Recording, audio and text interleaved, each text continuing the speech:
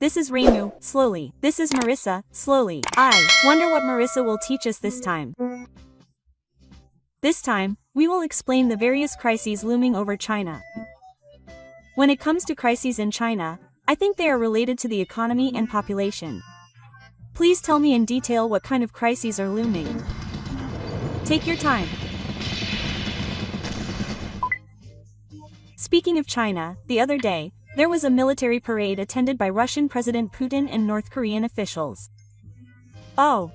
And there were over 20 foreign brains in attendance as well. What countries participated? The main participants were masters from countries called the Global South. What kind of countries are the Global South? It is a general term for developed and developing countries in Africa, Asia, Central and South America, etc. I thought it would only be countries in the Southern Hemisphere because it has the word South in it, but that's not the case. Oh, when we say advanced countries in terms of economy and politics, this is the opposite of the South. I see. Although there were such movements in China this time, the collection soldiers did not attend the BRICS Brain Conference held in Rio de Janeiro, Brazil in July. BRICS stands for Brazil, Russia, India, China, South Africa, right? And yet China didn't attend. That makes sense. President Putin was present though. The collection soldiers weren't invited to the Biro conference either. Surprisingly, they didn't attend any other meetings. I wonder what we can learn from this. There's a guy named Gordon who's known as a China expert on Fox News in the US, and according to Gordon, the power of the BRICS has been greatly reduced. Really? From the looks of it, it seems like they've been wielding power in a dictatorial manner for a long time, but it seems like they've been removed from the authority to oversee the Air Force, Navy, and Rocket Force, which are the People's Liberation Army. Is the Rocket Force a branch of the Chinese Army that specializes in rockets, like the Army and Air Force? Oh, according to the description, it's a unit in charge of land-based ballistic missiles and long-range patrol missiles that can carry nuclear and nuclear missiles. The name Rocket Force was changed to Rocket Force at the end of 2015, and until then it was known as the 2nd Zhou Yunlai Army. Incidentally, the Rocket Force is famous for having a particularly serious corruption problem within China's defense sector. The leadership of the Xu government was pushing forward with an anti-corruption campaign and had been censoring senior officers who were allegedly involved in corruption. Oh, I'm sure I've heard that the General Sui suddenly censured senior military officers. But now it's not under the authority of the General Sui? It feels like the wind has changed all of a sudden. I wonder who has the most influence now. It's said that the current Chinese People's Army is under the bad control of General Yu Zhao. I've heard that a lot recently, but what kind of person is he? Apparently his father was a soldier, and he himself is a soldier, and it seems that the Chinese economy is also in a very difficult situation. People have been talking about the severity of China's economic situation for a long time. Could you tell me a little more about what's difficult about it? First of all, the debt situation. About 45% of China's GDP was investment. And about half of that investment was in large-scale real estate development.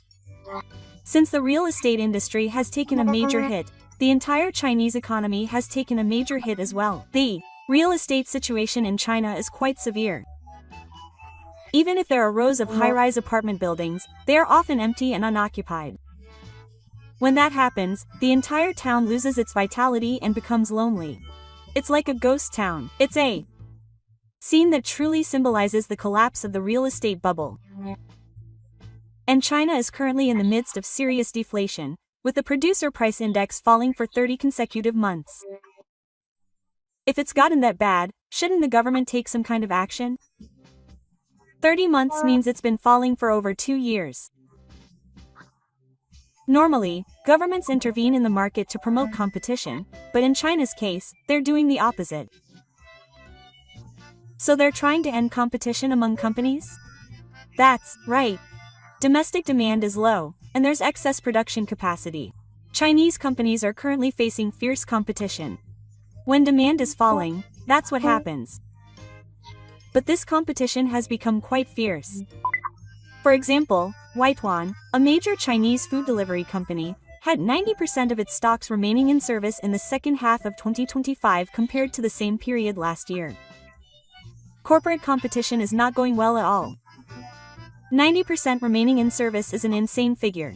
Oh, and in July of this year, the Central Committee for Economic Affairs, the economic policy body of the Communist Party, called for an end to the chaotic competition to reduce production capacity and for the orderly withdrawal of outdated production capacity. I wonder how the Chinese people reacted to this.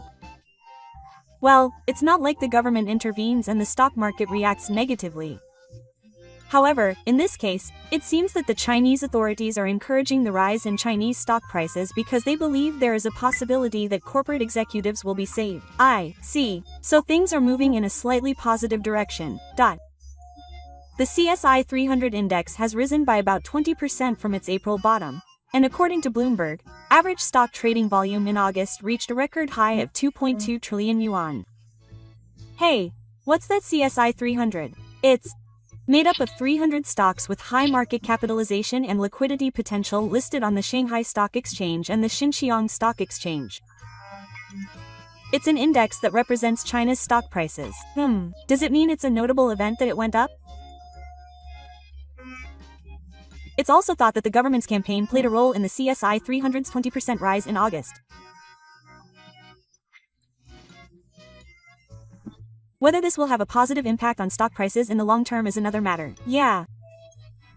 It's not that easy. In fact, the fact that it ends up causing oversupply is already a problem. But when one thing goes well, whether it's manufacturing volume or anything else, everyone else starts doing something similar all at once. So if everyone does the same thing all at once, it certainly leads to supply shortages. Well, that's the same everywhere. And domestic demand itself has already declined. No matter how you look at it, there will be excess supply. But we can't just leave it as it is, so now we're going to launch a campaign to reduce prices. Earlier, you mentioned the chaotic competition to reduce prices, and that's what it means. And in such a situation, no matter how much the financial authorities try to cut corners, no one will want to borrow money, and banks have difficulty finding investment opportunities. So banks need to lend money to someone and then collect it to circulate the money. But no one wants to borrow money? In such a situation, there are few good business opportunities and no momentum to expand business. No one will go out of their way to take risks and have their money withheld in order to expand. And the damage caused by President Trump's tax cuts has been quite significant. China is not the only country that has been affected by Trump's tax cuts. It is said that the current situation is very similar to the Great Imperial School that occurred in 1929 and the characteristics that occurred afterwards. The fact that it is similar to that time means that the situation is quite serious. Well, Japan is also in a situation where it cannot criticize others too much. No, it is said that the severity of China's economic collapse is on a level that is not Japan's day. China has a large number of people, so no matter what they do, it is large in scale. And when things are going well, they are good, but when things go bad, the backlash is also quite large. Oh, and the demographic phenomenon is also a major problem in China right now. Has it decreased that much? China's population is also rapidly decreasing due to its low birth rate and aging population. What is the population of China now? According to announcements from the Chinese government, the population of mainland China as of the end of 2024 is estimated to be around 1.48 billion. This is a decrease of 1.39 million from the previous year, and it will be the first time since the 1949 decree that the population has decreased for 3 consecutive years. It is the first time in China that the population has decreased for 3 consecutive years. But China has a population of over 1.4 billion, right? So a slight decrease shouldn't be a big deal. Right? It's not. According to American economists, even if the population is 1.4 billion now, it is expected to decrease to around 800 million by 2070. What? Does that mean the population will be reduced to half in less than 50 years?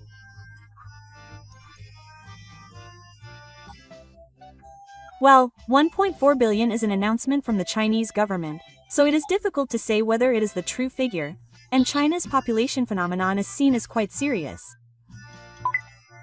Population is related to GDP figures and is also related to the economy. Yeah, the Chinese economy seems to be in a tough situation even from an economic perspective.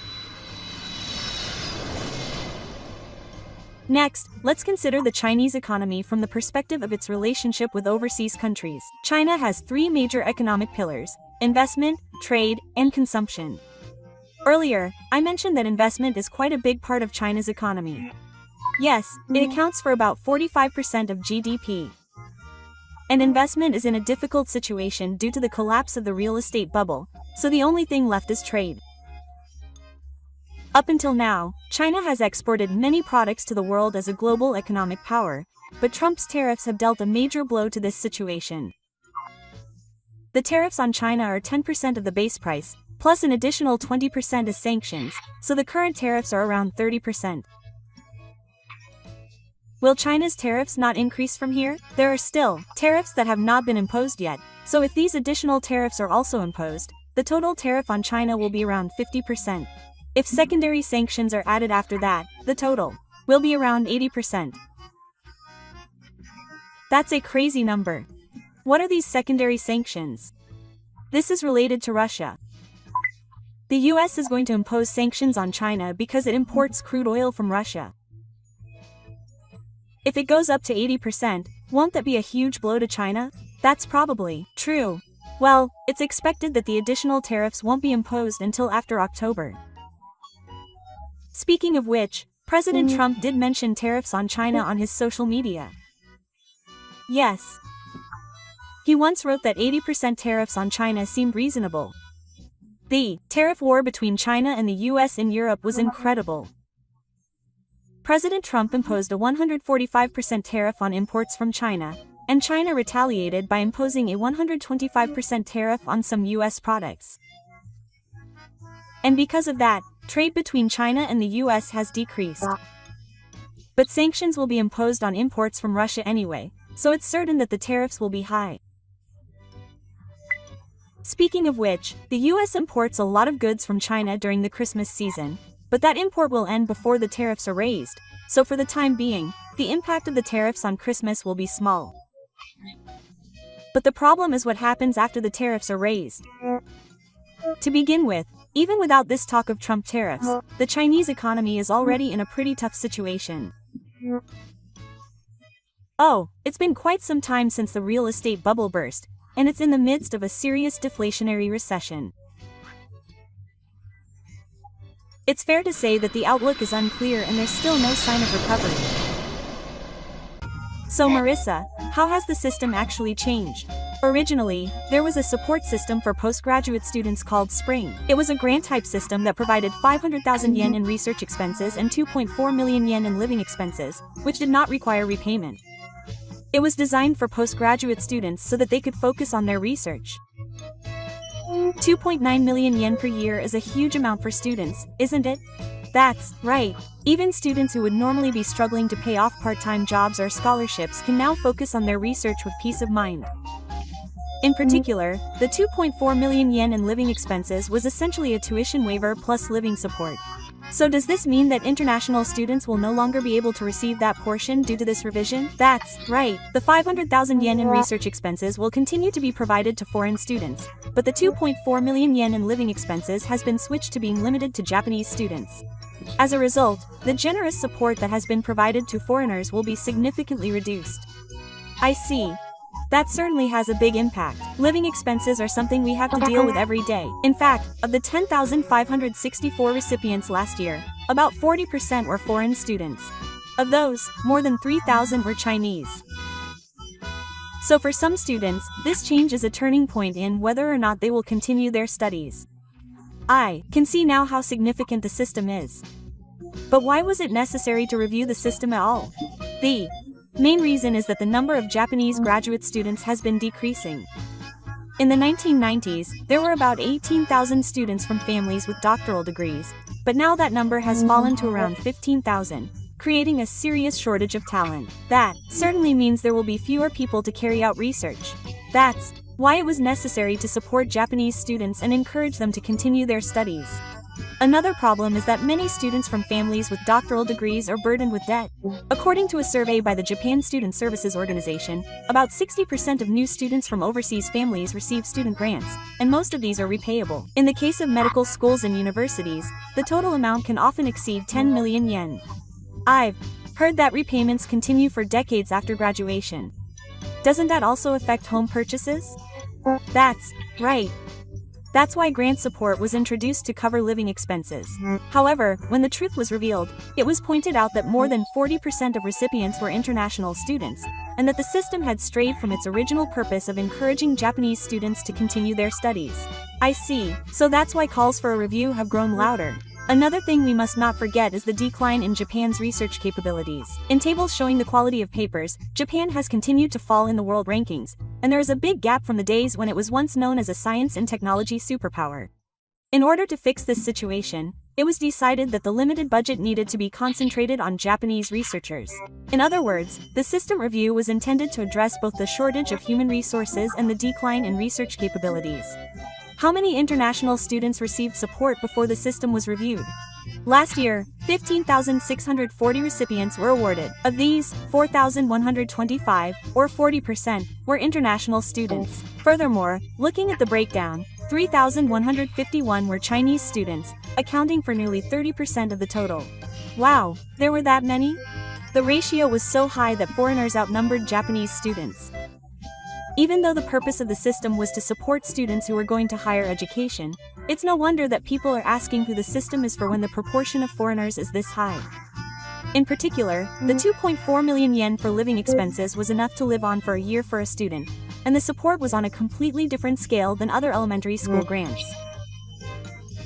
If that amount was widely distributed to students who had to pay, it's understandable that Japanese students and their parents would have mixed feelings. In fact, it was a huge relief for Japanese students who were struggling with elementary school grants that they had to repay. That's why it can be said that the actual situation of these grants was a factor in determining the direction of the system's review, and the numbers themselves became material that moved the discussion. I see. Just looking at the numbers clearly shows the weight of the system. In particular, where are the most Chinese students? Is it the University of Tokyo? That's right. The number of students enrolled at the University of Tokyo is approximately 20,700. Of these, approximately 3,400 are Chinese students, accounting for 10% of the total. This percentage for a single university is high even by international standards. Why are so many students concentrated at the University of Tokyo? There are several reasons. First of all, competition for university entrance exams in China is extremely fierce, and only a few students are able to advance to top universities such as Peking University or the University of Tokyo. On the other hand, the University of Tokyo's selection of international students has a flexible system that places importance on research plans and application forms, making it easier to take on the challenge than the hellish domestic exams. I see. Then economic conditions also play a role. Thanks to the weak yen, the annual tuition fee of approximately 540,000 yen at the University of Tokyo has become an affordable investment for wealthy Chinese people. Furthermore, Japan's elementary school scholarship system has also helped, creating an environment where students can study abroad for essentially free. This has boosted its popularity. In other words, the low tuition fees and generous support have attracted talented people. That's right. In the past, there was an image that only second-class students who had lost in domestic competition went to Japan. But now there are many cases where the top Chinese students choose the University of Tokyo. While this is linked to improving the international reputation of universities, it also creates new challenges in terms of competition with Japanese students. The increase has its positive aspects, but it also creates new friction. What was the reaction from Japan to the news of the system review? More than 1,000 opinions were posted in the comments section of SNS and news sites. Many of them said that it was unfair that Japanese people are paying back their elementary school loans as debt, while foreigners receive grants that do not require repayment. One post even said that my husband is still paying back his scholarship even though he is 38 years old, which resonated with many people. That is certainly a realistic way of life. It is natural to feel a gap when Japanese students and their families are struggling, while foreign students are given generous support. According to data from the Japan Student Services Organization, approximately 55% of university students and approximately 59% of students from poor families use elementary school loans, and the majority of these are the solar type, which requires repayment. In some cases, the total amount can range from several million yen to over 10 million yen. That is why even after entering the workforce, they use them for life events such as studying abroad or buying a house. In comparison, the main type of support was unnecessary.